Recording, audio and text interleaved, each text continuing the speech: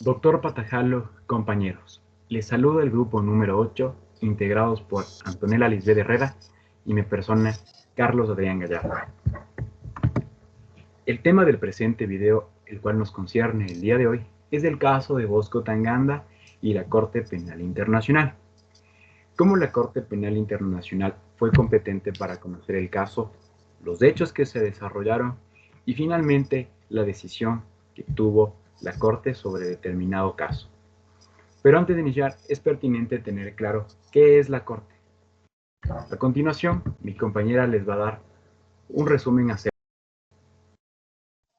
Bueno, la Corte Penal Internacional es un organismo independiente y permanente que se crea a partir de la Organización de las Naciones Unidas mediante el Estatuto de Roma en 1998 y posteriormente entra en vigencia en el 2002.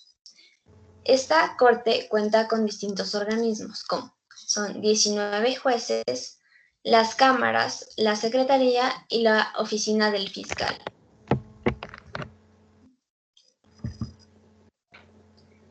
Esta Corte tiene como finalidad juzgar a los individuos y esta es la principal diferencia, ya que cortes como la CIDH juzga específicamente a los estados parte.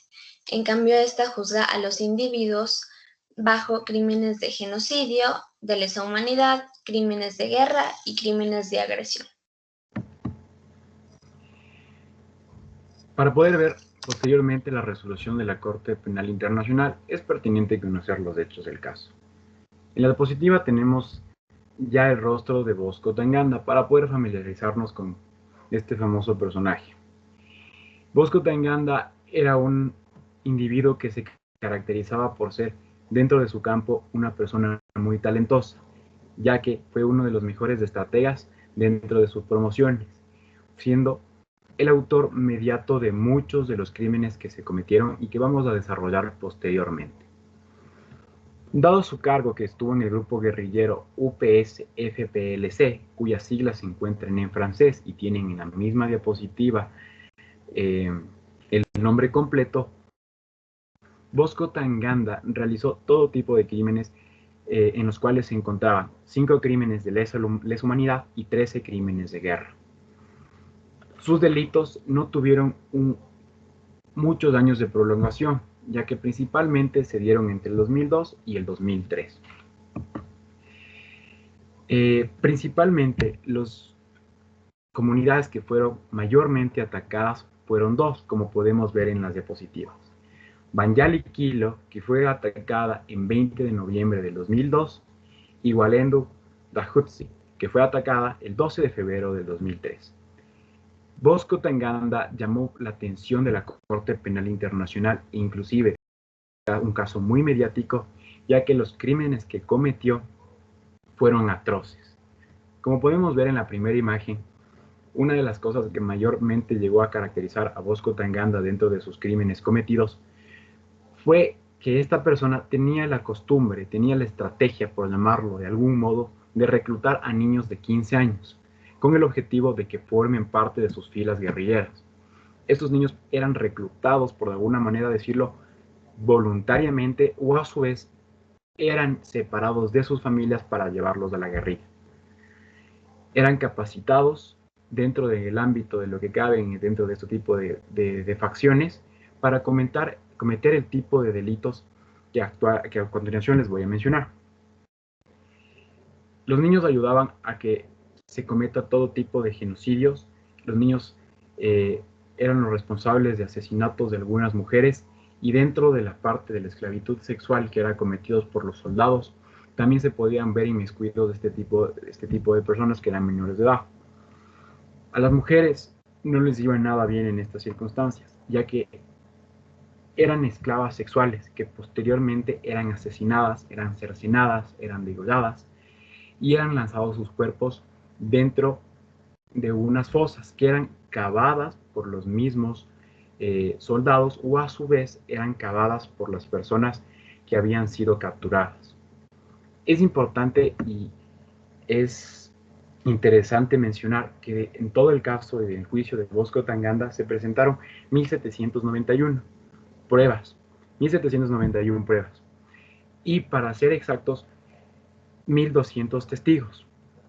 Dentro de estos testigos, una de las que más resaltó fue exclusivamente una de las mujeres que sobrevivió a este tipo de agresiones, ya que un soldado había creído que la mató, pero no fue así, y fue quien compareció a juicio. Dentro de los hechos de mayor relevancia con respecto ya a la competencia de la Corte, es que el inicio de la investigación fue en el año 2004. Posteriormente a ello, dadas las reiteradas cometimientos ilícitos de Bosco Tanganda, la primera orden de detención se dio en el 2006. Bosco Tanganda se escapó y omitió la ley. Y dadas las circunstancias, la Corte se vio obligada en emitir una segunda detención de captura, que fue en el año 2012. Aún así, Bosco Tanganda nunca fue capturado, más bien él, por temor a su vida, ya que tenía muchas amenazas de muerte y muchas personas se encontraban tras de su cabeza, en el año del 2013, Bosco Tanganda se entregó voluntariamente a la Embajada de los Estados Unidos. Dentro de esta diapositiva podemos ver los delitos que puntualmente Bosco Tanganda había cometido. Por ejemplo, como vemos ahí, la esclavitud sexual, que era penada con 14 años de cárcel, el traslado y deportación forzosa, que fue una de las cosas que también hizo Bosco Tanganda, dejando a las personas en las montañas durante mucho tiempo, y si bien no morían porque eran asesinadas, morían porque no tenían alimento. Esto es penado con 10 años de cárcel. Y por destacar otra que también es muy importante dentro de las violaciones de esclavitud sexual de los niños soldados, tiene una pena de 28 años de cárcel. El uso de menores para recopilar información sobre las fuerzas de operaciones, destruir propiedad del adversario con ensañamiento, y todos estos son uno de los delitos que cometió Bosco Tanganda dentro de su ejercicio como soldado y autor mediato.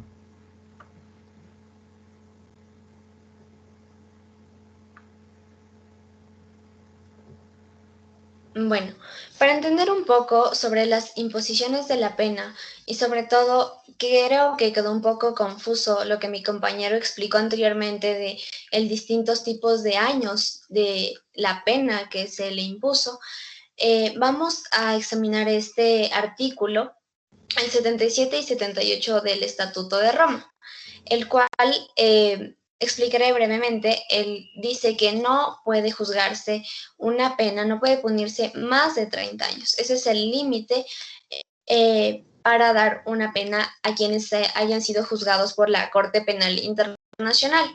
Y también hay que explicar una cosa, esta Corte tiene carácter punitivo, es decir, otras cortes internacionales solo tienen carácter tal vez de dar una opinión o una sugerencia, pero este sí tiene carácter punitivo.